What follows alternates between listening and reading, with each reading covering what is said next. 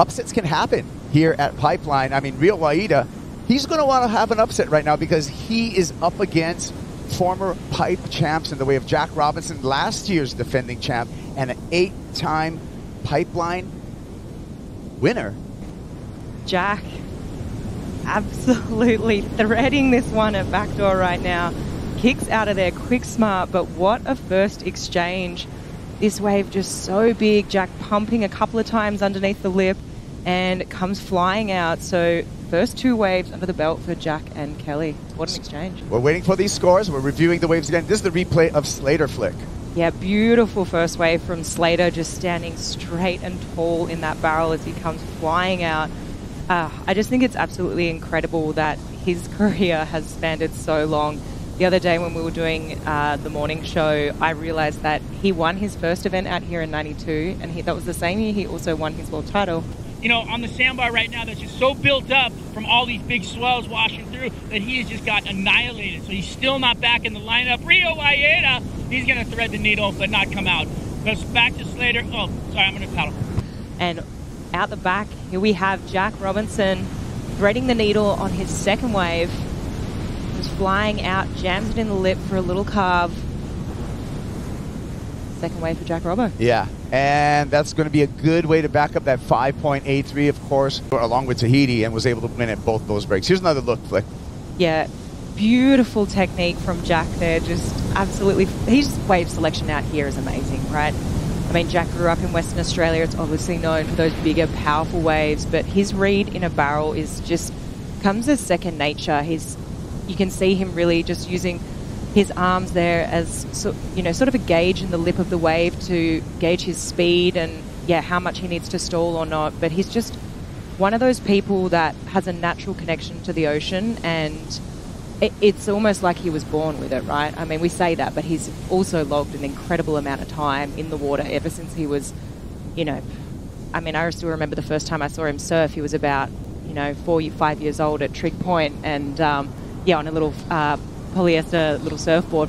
So yeah, he's just logged so much time in the water. That kind of fired me up, and then ended up getting a position and I moved a little bit deeper, and then got the one that had the good draw, and I kind of felt like I need to get a pump going, so I kind of let go, and then as I let go I felt like, oh my god, I might be falling, so I grabbed back on, and then went up and over the foam ball, and it kind of lifted me up. Not a big name, but making a huge name for himself in every heat he surfs. Right here, Flick. This is what happened during the interview. K.Slater, he was looking for a 7.53 to go into the lead. Came up a little bit short on this 4.5. Yeah, this wave that Kelly got, obviously he's looking for a backup score. He's looking to get into that first position, right? But that one was really peaky. Didn't have much of a run to it, so it was just a short little barrel. And, I mean, he's got to feel good to make. However, he's going to need something a bit longer, something a bit more stretched out. He's going to get that length of barrel. See here, beautifully tucks up underneath the lip. You can see his nose is still visible that whole time when he was in that barrel, so that's an indication that he wasn't that deep, and he'll know that. Yeah. So he's going to go back out there and obviously be looking for that more. And he was just looking so unbeatable at in Pipeline. Here we go, J.Robinson. In, out, finds a little parking in the barrel there. Comes out to feed the meter, and will he add into his score bank? Needs to improve upon a 5.83 to further his lead over K.Slater and Rio Waida. He really is the third place finisher that has that elimination round. Look at this. Yeah, I mean, Jack went here. He didn't have priority, so took off. May as well roll the dice, and I'm not sure if that might improve on his situation. It was a smaller inside wave. Did get a little bit of travel in the tube here. It was relatively deep, but it was a bit smaller. We'll see what the judges have to say about that. Yeah, look at the positioning, the takeoff, and the technique. Up and down, pulling on that rail, weaving on the backhand, and it comes in at a 6.4. So Jack does inch away slightly with the lead, but take a look at the technique. Oh, technique, and did you see the warble in that face of the wave as he took off, and he really had to readjust his rail just to pull up underneath, and from this angle here you can really see how deep he got, which for me, I understand now why. So you can tell that's where those extra points are coming, that 6.4. Here comes Slater, backdoor barrel, stands up tall and proud, stalling, gets through the foam, and back out. So K.Slater, always dangerous at any point, whether it's a right, whether it's a left out here, it doesn't matter. Slater, if he gets lucky with a 7.77, he'll take the lead off of J.Robinson. Here we go, Kelly.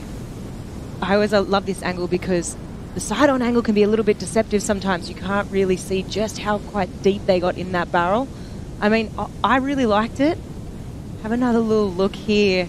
Beautiful takeoff, got in super early. You can see his back arm in the face of the wave. Just gets fully covered there. So I'm sensing that maybe similar scores.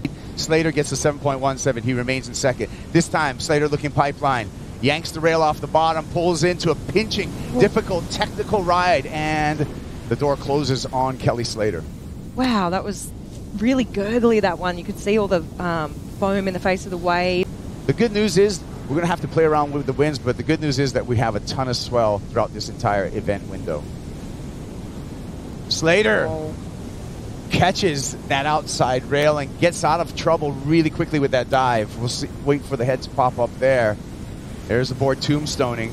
He's underwater. Then there's some surfers that really don't like the feeling of that too, and you know, I kind of can respect that as well. And people, here we go. Slater in the barrel, spit comes out, but no Slater with it.